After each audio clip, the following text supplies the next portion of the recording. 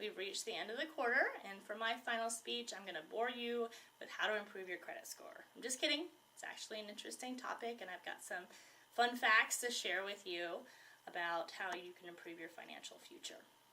We all know by now that credit scores are not an indication of a person, but unfortunately we all have to play that game in order to get lower interest rates. If you'd like to know some more in-depth information about how credit scores work, you can visit Forbes.com.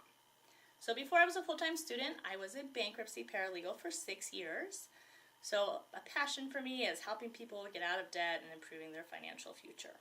And I will share with you a little story about my husband. When I first met him, he was in debt, so I filed a bankruptcy for him. And 2 years, almost to the date, after his bankruptcy was discharged, we bought our first house. And that's because I was able to get his credit score back up to over 700. So I've got a few simple things that I did in order to get to that point where we could buy our first home, and I'm going to tell you about those. The first one is you want to improve your debt-to-income ratio. The second one is you want to increase your available credit.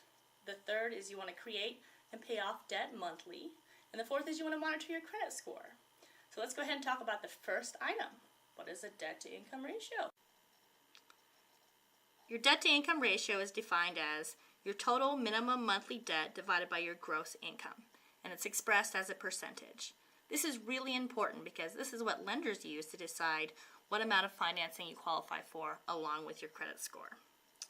If you're interested in more information about debt-to-income ratios and also a calculator to calculate your debt-to-income ratio, you can visit consumerfinance.org. So there's two ways that you can improve your debt-to-income ratio. The first one is to pay off your debt, and the second one is to file for bankruptcy. And both of them have pros and cons, but usually if you can't pay off your debt within 2 to 3 years, it's best to go ahead and file for bankruptcy. Bankruptcy usually has some stigma around it, so I wanted to talk about some positive aspects about filing for bankruptcy. Bankruptcy can actually be more beneficial to improving your credit score if your debt cannot be paid off in 2 to 3 years. And by the time you file for bankruptcy, most likely you've already paid back your debt through interest and penalties. Most people are able to purchase cars and homes shortly after a bankruptcy, and offers for credit come almost immediately after filing a bankruptcy. Obviously, everyone's situation is different, but bankruptcy can certainly be a viable option to improving your debt-to-income ratio opposed to paying off your debt. For more information on bankruptcy, there's a list of frequently asked questions on WashingtonBankruptcy.com. If you're interested in filing for bankruptcy, you can visit Volunteer Legal Services at TacomaProBono.com. They have clinics once a month for bankruptcy, and a paralegal, like myself, can help you fill out the paperwork to get that filed. So before you make your decision on what route is best for you to improve your debt-to-income ratio, the first thing you want to do is get organized. So what I have here is just a folder, a notepad, and a calculator. And what you want to do is figure out what your monthly budget is. You can visit debthelper.com, and they offer a free spreadsheet. You can download that and figure out what your expenses are every month. And you also want to figure out how long it's going to take you to pay off your debt. So if you can't quite figure that out yourself, you can call the lenders. They'd be happy to share that information with you. So in addition to improving your debt-to-income ratio, you also want to increase your credit availability. And that's the next step in improving your credit score, is to increase the amount of open accounts that you have. Increasing the number of open accounts you have is one way to increase your available credit, which will help improve your credit score. When I was working on my husband's credit, I chose to open new accounts to increase his credit availability. Another way you can do that is to increase the credit limit on cards you already have. If you choose to go the route of opening new credit card accounts, make sure you go to the federalreserve.org first.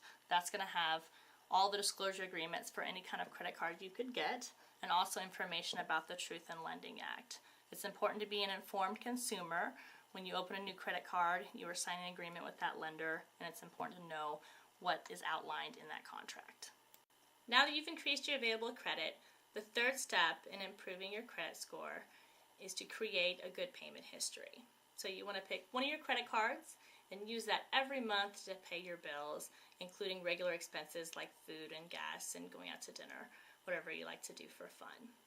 And at the end of the month, you want to pay that credit card off in full. So what that does is it avoids paying any interest fees on your credit card, and it also creates a good payment history. That's the thing that makes your credit report really thick, but it's also what lenders look for. That's the ability to pay your credit card on time and also more than the minimum payment. The fourth step in improving your credit score is to monitor your credit score. And the first thing you want to do is to go to annualcreditreport.com. Annualcreditreport.com is a great tool because you get a free credit report every year from all the major reporting agencies, which are TransUnion, Experian, and Equifax. It also has great information on this site about how to read your credit report and how to monitor it. When you're monitoring your credit report, you're checking for two things. The first one, that lenders are reporting good payments to your credit report. And the second thing is that there's no fraud on your credit report. In addition to annualcreditreport.com, I also use a credit monitoring service. You can visit consumeradvocate.org, and that's going to give you a list of the top 10 credit monitoring services. So I hope you got something interesting out of my speech, even though it's kind of a boring topic. In conclusion, remember that improving your credit score in 4 steps. The first thing you want to do is to improve your debt-to-income ratio, and then you want to increase your available credit. And the third step is to create a good payment history, and fourth, monitor your credit score. Okay, bye-bye.